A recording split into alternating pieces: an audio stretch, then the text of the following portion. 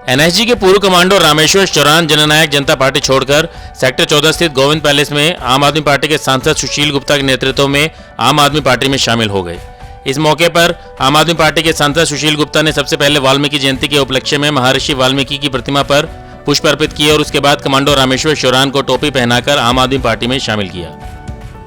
इस मौके पर सुशील गुप्ता ने कहा कि यह बड़े गौरव का विषय है कि देश के लिए अपना सर्वोच्च न्योछावर करने वाले हमारे देशभक्त सैनिक रामेश्वर आज दिल्ली मॉडल को हरियाणा में लागू करने के लिए आम आदमी पार्टी में शामिल हुए हैं। गुप्ता ने कहा कि आम आदमी पार्टी ने देश के भविष्य को देशभक्ति की सीख देने के लिए दिल्ली के पाठ्यक्रमों में देशभक्ति को लागू किया है। इसके साथ ही आज देश में केवल एक ही सरकार है जो आम आदमी के लिए ईमानदारी से काम कर रही है। आम आदमी पार्टी अरविंद केजरीवाल के नेतृत्व में एक विकल्प के रूप में हरियाणा सहित पूरे देश में लगातार उभर रही है। आज पूरे देश में आम आदमी पार्टी शिक्षा चिकित्सा पर काम कर रही है। ड्यूटी पर शहीद होने वाले हर सैनिक जवान को 1 करोड़ रुपए का सम्मान राशि दे रही है। देश के अंदर व्यवस्था को बदलने के लिए जन्म लिया आम आदमी पार्टी ने, और जैसे दिल्ली के अंदर हमने शिक्षा चिकित्सा के क्षेत्र में अभूतपूर्व परिवर्तन किया है, बिजली पानी का इंतजाम 24 घंटे किया है, रोजगार का इंतजाम किया। हमने दुनिया के बड़े बड़े देशों के लोगों को बुला के रोजगार मेले वहाँ पर लगवाए ताकि युवकों को रोजगार मिले। न्यूनतम मजदूरी हमने सबसे ज़्यादा रखी है, और देशभक्ति का पाठ्यक्रम हमने स्कूलों के अंदर लागू किया है ताकि वहीं से देशभक्ति पनपे और इस देश की जो आने वाली जनरेशन है देशभक्त बने। जो भ्रष्टाचार का अड्डा कांग्रेस और बीजेपी के राज में इस देश में 75 साल के अंदर बारी बारी इन्होंने देश के अंदर एक डीमक लगा दी। उस डीमक को ख़त्म करने के लिए, इस देश की सरकारी संस्थाओं को बचाने के लिए कैसे युवाओं में जज्बा भरा जा सकता है, कैसे युवाओं को, पढ़े लिखे युवाओं को पॉलिटिक्स के अंदर आना चाहिए, उसके लिए हमने फेलोशिप शुरू करी ताकि पोस्ट ग्रेजुएट बच्चे, ग्रेजुएट बच्चे राजनीति के क्षेत्र के अंदर तजुर्बा ले सके। वो फेलोशिप के प्रोग्राम दिल्ली के अंदर जो पढ़े लिखे नौजवान हैं वो मंत्रियों के साथ रहते हुए, सांसदों के साथ रहते हुए, विधायकों के साथ रहते हुए, मुख्यमंत्री के साथ रहते हुए एक प्रैक्टिकल पॉलिटिक्स की ट्रेनिंग लें ताकि एक ईमानदार पॉलिटिक्स इस देश के अंदर आ सके। जिस प्रकार से भारतीय जनता पार्टी ने धर्म और जाति के नाम पे देश को बांट के एक झूठा राष्ट्रवाद की नींव लोगों के चश्मों के ऊपर चढ़ा दी है कि किस प्रकार से फौज का गलत इस्तेमाल करें, किस प्रकार से पुलिस का गलत इस्तेमाल करें, किस प्रकार सरकारी एजेंसियों का गलत इस्तेमाल करें, और आज रेल से लेके सेल तक कुछ नहीं छोड़ा। हवाई जहाज के जो हमारी एयर इंडिया को बेच दिया, इंडियन रेलवे को जगह जगह बेचना शुरू कर दिया, सारे स्टेशन बेच दिए, लाल किले तक को ठेके पे उठा दिया है, और सारी सरकारी संपत्तियां बेची जा रही हैं। पूरे के पूरे देश के अंदर जाति और धर्म के नाम का एक जहर बोला जा रहा है। पूरे देश के अंदर किसान 1 साल से परेशान है और किसानों के 600 से ऊपर शहादत दे चुकी है। हम इन सब बातों की निंदा करते हैं, और आम आदमी पार्टी जिस तरीके से डट के मैदान के अंदर खड़ी है कि हम देश को बदल के मानेंगे, दिल्ली जो मॉडल हमने लिया है उस मॉडल को हरियाणा सहित देश के अन्य भागों में लेकर जाएंगे। पंजाब में हमारी सरकार आ रही है, उत्तराखंड में हमारी सरकार आ रही है, बाकी राज्यों के अंदर भी हम मजबूती के साथ चुनाव लड़ रहे हैं। और मुझे पूरा विश्वास है कि जब हमारी सरकार इन बाकी राज्यों के अंदर बनेगी तो देश के अंदर भी वो सरकार लाएंगे। और आज रामेश्वर चौरान जैसे जो देशभक्त लोग हैं, जो कमांडो हैं, जिन्होंने फौज में रहते हुए इस देश की सेवा की है, अनेकों मेडल जिन्होंने जीते हैं, आज केजरीवाल जी की नीतियों से प्रभावित होकर, उनके दिल्ली मॉडल से प्रभावित होकर, जिस प्रकार उन्होंने किसानों के लिए बात की है, जिस प्रकार जवान के सम्मान के लिए 1 करोड़ रुपए सम्मान राशि उन्होंने रखी है, जिस प्रकार के देशभक्ति का जज्बा वो बच्चों के अंदर पैदा कर रहे हैं, उस जज्बे को सलाम करते हुए आज रामेश्वर चौरान जी आम आदमी पार्टी को ज्वाइन कर रहे हैं। मैं इनका अभिनंदन भी करता हूं, स्वागत भी करता हूं, और इनको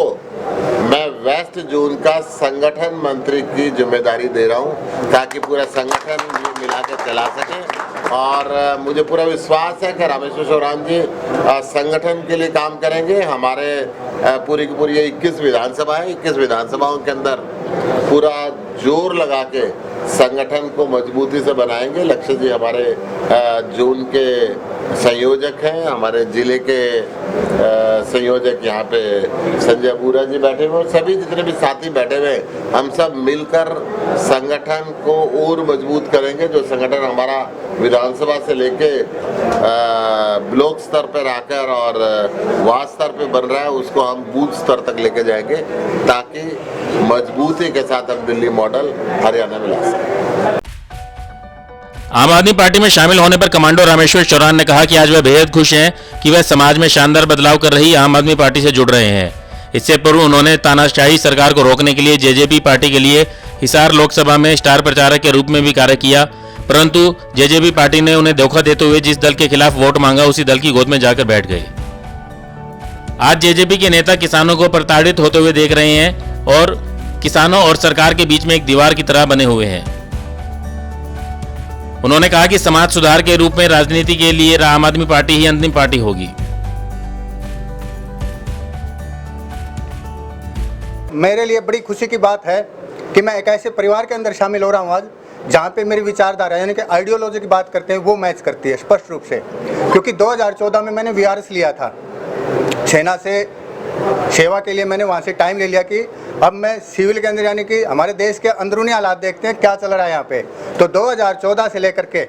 आज तक मैंने एक भगत सिंह सेना के नाम से बहुत बड़े लेवल पे मंच भी तैयार किया। काफ़ी आप पत्रकार साथी जानते भी हैं इस चीज़ को कि काफ़ी बड़ा काडर हमारे पास रहा है जो कि भगत सिंह की आइडियोलॉजी को फॉलो करता है। यूथ के साथ साथ हमारी जो बेटियां हैं, बहनें हैं, वो भी हमारे साथ जुड़ी हुई हैं काफ़ी लेवल पे। यूनिवर्सिटी कॉलेज हमने काफ़ी सारा अप्रिसिएशन दिया यूथ को कि हमारे जो लीजेंड रहे, हमारे जो देशभक्त रहे हैं, उनको आप फॉलो करो ताकि काफ़ी सारी चीज़ों से छुटकारा मिल जाए। लेकिन इन चीज़ों के साथ साथ एक बड़ा जो सिस्टम को चलाने का तरीका है, देश के सिस्टम की बात करते हैं हम, तो उसके लिए राजनीति कहीं ना कहीं आगे आती है और बड़ा हाथ उसी चीज़ का एक पार्ट का जिसको हम पॉलिटिक्स बोलते हैं। अगर हम अपने आप को बोलते हैं कि हम राजनीति के अंदर शामिल नहीं या राजनीति नहीं करना चाहते, तो हम इस देश को गर्त में उतारने का काम कर रहे हैं। ये चीज़ सीखने का जो एक अंदाज हमारे को मिला है वो अन्ना आंदोलन के बाद, आप सारे के सारे साथी इस चीज़ से एग्री होंगे कि अन्ना आंदोलन के बाद एक अवेयरनेस, जागरूकता आई थी पूरे देश के अंदर। क्योंकि हमारे हक, हमारे ड्यूटियां, हमारी जो इच्छाएं या उनको इच्छाओं को पूरा करने के लिए एक जो डेमोक्रेसी का सिस्टम है उसको हम कैसे फॉलो कर सकते हैं और उसके ऊपर हम कैसे काम कर सकते हैं। तो उसी चीज़ के चलते जो लास्ट इलेक्शन रहा है उस इलेक्शन में मैंने एक्चुअली जजपा पार्टी के स्टार प्रचारक के रूप में भी काम किया है। यहाँ की जो कॉन्स्टिट्यूएंसी है, तकरीबन 10 कॉन्स्टिट्यूएंसियों में विधानसभाओं में मैंने एज ए स्टार प्रचारक काम किया है। क्योंकि मुझे नज़र आ रहा था उस टाइम पे कि जो दुष्यंत जी है कि युवा चेहरा है और बदलाव की बात कर रहे थे उस टाइम पे वो मोदी जी और अमित शाह के लिए कि इनको हम जमुना पार छोड़ के आएंगे। आज हालात आप देख सकते हो कि कुछ टाइम पहले जो किसान एक हमारी मतलब कौम है, स्पष्ट रूप से किसान के अंदर जातियां तो बहुत सारी हैं लेकिन किसान पर्टिकुलर एक कौम है। आज पूरा का पूरा हिंदुस्तान का किसान दिल्ली के चारों तरफ बैठा है, त्राही त्राही पूरे हरियाणा के अंदर है, पंजाब के अंदर, उत्तर प्रदेश के अंदर है, बिहार के अंदर है। मतलब ये कह सकते हैं कि हमारा किसान का जो हाल है वो किसी से अछूता और छुपा हुआ नहीं है। इस हालात के अंदर भी उन लोगों ने जो अपने आप को किसान कौम का एक खानदानी राज करने का तरीका बताते हैं कि हम तो किसानों के लिए ही काम करते हैं, आज वो कहीं पे नज़र नहीं आ रहे बल्कि अपोज खड़े हैं, वो हमारे और सरकार के बीच में दीवार बन के खड़े हैं। स्पष्ट रूप से मैं ये कहना चाहूँगा, मैं किसी पार्टी की बुराई और किसी की अच्छाई की बात नहीं कर रहा, लेकिन अगर हमारे हक की बात होगी तो ये हमारे को लड़ने का जो जज्बा इस देश की सेना ने दिया है, एज ए सैनिक होने के नाते मैं एक चीज़ का बिल्कुल ठोस दावा कर सकता हूं कि ये जो सल्तनतें हैं या ये राज हैं ये बड़ी आसानी से पलटे जाए जा सकते हैं। और इसको पलटने का काम हमारे देश की आवाम, हमारे देश के युवा और जो अवेयर,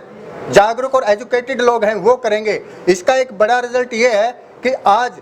कुछ टाइम पहले, 2-2.5 साल पहले जिन सरकारों को चुना था, आज उनके सीएम पद पे बैठे हुए खट्टर साहब की बात करूँगा मैं, खट्टर साहब आज उनकी कॉन्स्टिट्यूएंसी में नहीं उतर सकते। अपनी कॉन्स्टिट्यूएंसी के अंदर जाने के लिए उनको इतनी गार्ड और इतनी सिक्योरिटी चाहिए और वो वहाँ से चुपचाप जाते, चुपचाप आते हैं। डिप्टी सीएम की बात करूँगा, अगर अपने हल्के के अंदर वो आज दिन के टाइम जाके दिखा दे तो मैं ये मान लूँगा कि वो सही मायने में जनता के चुने हुए शासक हैं। शासक का मतलब इन्होंने ही शुरू किया है, क्योंकि अगर आम आदमी पार्टी की बात करें तो आम आदमी की राजनीति शुरू करने का काम आम आदमी पार्टी ने किया है। तो मैं तो ये कहूँगा कि यहाँ पे आकर के मेरे को ऐसी फीलिंग आ रही है जैसे अपने परिवार से मिलने वाला जो एक अंदर से आभास है वो मेरे को नज़र आ रहा है। और मैंने आज तक भले ही मैंने जजपा पार्टी के लिए काम किया है, मैं इस चीज़ को स्वीकार करता हूँ खुले में, लेकिन आज तक किसी पार्टी का ना तो झंडा लगाया मैंने, ना मैं झंडा लेके चला। तिरंगा झंडा मेरा धर्म रहा है, लेकिन मैं आज ये सर के ऊपर मैंने आम आदमी पार्टी की टोपी लगाई है, तो मेरे लिए इस पार्टी के अलावा मैं आजीवन के लिए बोल सकता हूँ, या तो मैं राजनीति के अंदर ही नहीं रहूँगा, कहीं पे रहूँगा तो इस पार्टी के अलावा कहीं पे जाने वाला नहीं। ब्यूरो रिपोर्ट, नई ताज़ा न्यूज़, हिसार। लेटेस्ट वीडियोस के लिए सब्सक्राइब करें हमारा चैनल नई ताज़ा न्यूज़ और दबाएं बेल आइकॉन ताकि आप मिस ना करें कोई भी अपडेट।